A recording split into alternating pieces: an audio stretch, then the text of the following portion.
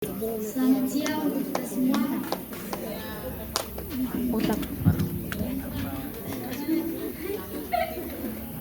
Saya perwakilan dari kelas 7A akan membawakan sebuah cerita rakyat dari Desa Wulandoni yang berjudul Membuat Periuk Tanah Secara Tradisional ala Wulandoni.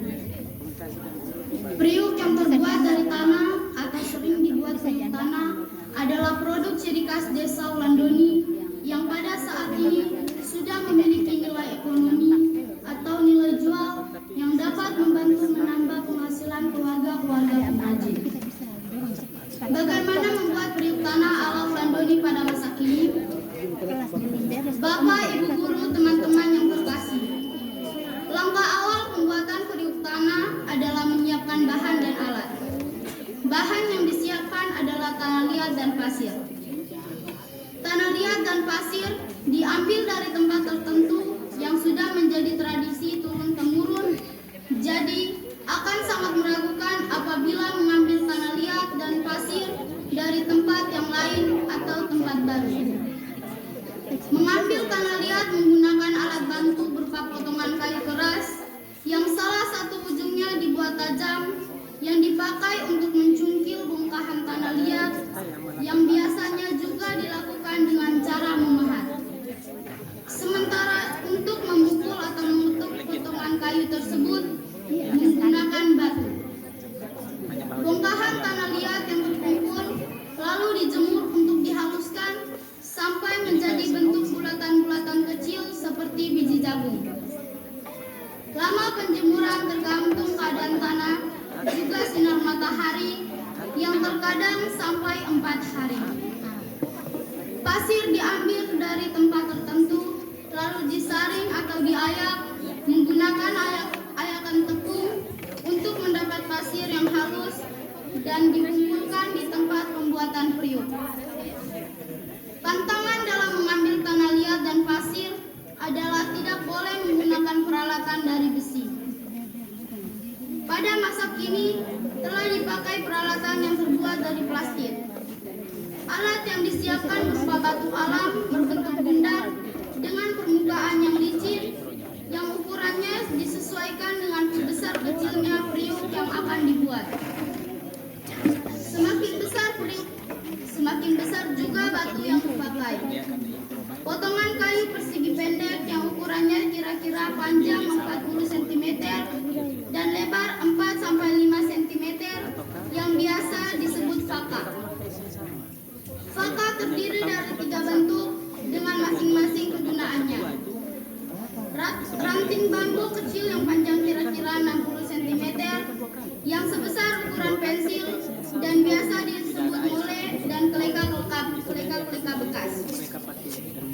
Setelah bahan dan alat siap, maka tanah liat dibasahi dengan sedikit air dan ditambahkan pasir secukupnya, diramas-ramas sampai sesekali dibanting seperti membuat adonan roti. Adonan ini dibuat di atas semen bekas atau juga di atas keleka bekas karena mencampur pasir tidak langsung ke tanah, melainkan pasir ditabur di atas semen atau keleka bekas tersebut. Setelah adonan itu dirasa pas, maka adonan dibuat berbentuk silinder sesuai dengan ukuran periuk yang akan dibuat. Semakin besar periuk, semakin besar juga gumpalan silindernya. Satu gumpalan silinder adonan untuk satu buah keriki. Adonan siap untuk diolah.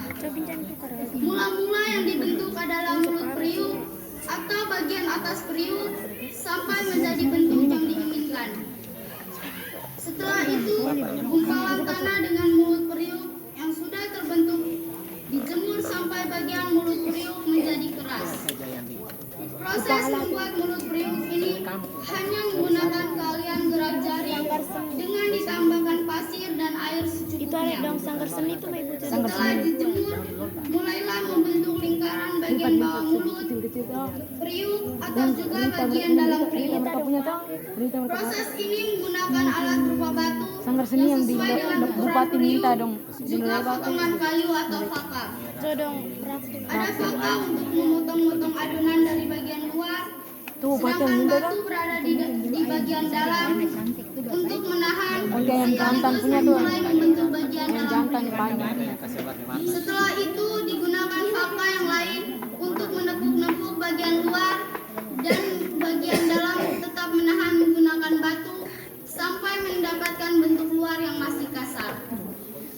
Untuk menghasilkan bentuk yang lebih bagus, maka digunakan lagi fakta yang khusus untuk membentuk bagian luar periuk seperti yang diinginkan. Proses pembentukan ini menggunakan juga pasir yang terus ditabur pada batu yang dipakai. Di dalam periuk juga memakai air secukupnya. Sesudah itu, periuk yang terbentuk dijemur dengan posisi terbalik karena bagian yang baru dibuat masih basah dan lembek. Setelah dijemur dan menjadi keras, periuk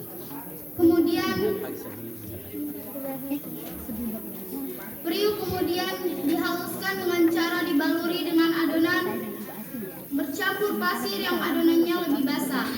Lalu bagian yang sudah dibaluri digosok menggunakan mole sampai adonannya basah, mendapatkan permukaan bagian luar periuk yang lebih halus.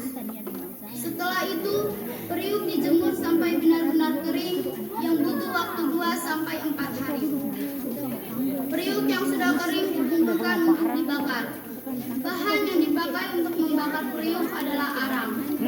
Rumput padang dengan jenis tertentu atau yang biasa disebut dia potong sayur kambing kan bawa parang di depan setir tuh pak guru lahar di sana rem depan langsung ke sini ini langsung naik dari situ tuh gas memang habis indah gas bensin makanya ke suatu kan itu datang.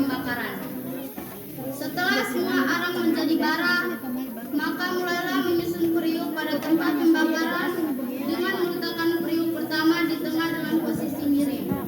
Periuk berikutnya diletakkan berhimpitan dengan periuk pertama dengan posisi mulut periuk menempel pada perut periuk yang pertama. Begitu juga periuk selanjutnya sehingga membentuk lingkaran. Apabila jumlah periuknya banyak, maka yang lainnya dapat diletakkan di atas mendidih periuk yang dibawa dengan memperhatikan cara menyusutnya mulut periuk menghadap keluar untuk memudahkan pada saat mengambilnya.